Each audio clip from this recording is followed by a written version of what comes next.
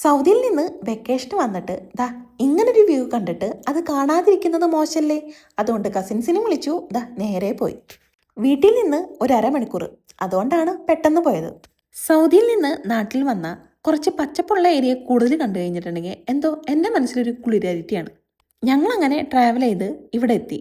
കുത്തനെയുള്ളൊരു ഇറക്കം കഴിഞ്ഞിട്ട് വേണം ഇവിടേക്ക് ചെല്ലാൻ വേണ്ടിയിട്ട്. പുഴയ്ക്ക് നടുവിലായിട്ട് ഒരു ബണ്ടിലാണ് ഈ സംഭവങ്ങൾ മുഴുവൻ. ചെറിയൊരു ചായക്കടയുണ്ട്, നല്ലൊരു ആംബിയൻസ് ആണ്. അതുകൂടാതെ അവിടെ കയാക്കിങ്ങും ഉണ്ട്.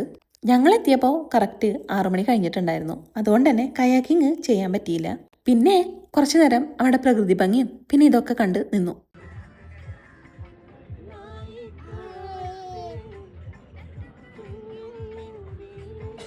ഇനി നേരെ ഒരു ചായയും പഴംപൊരിയും അതും കഴിച്ച് സന്ധ്യ ആവണ വരെ ഞങ്ങളവിടെ വെയിറ്റ് ചെയ്തു. എന്തിനാണെന്നല്ലേ, ഞാൻ ആ ഫസ്റ്റ് കാണിച്ച വ്യൂ കാണാൻ വേണ്ടിയിട്ട്. പിന്നീട് അവിടെ സന്ധ്യയായി കഴിഞ്ഞപ്പോൾ അവിടെ മുഴുവനായിട്ട് ചുവന്ന് തൊടുത്തു. നമ്മൾ പണ്ടെവിടെയോ കണ്ടു മറന്ന ഏതോ ക്യാൻവാസിലത്തെ ഡ്രോയിങ് പോലെയാണ് ഈ ഒരു സ്ഥലം.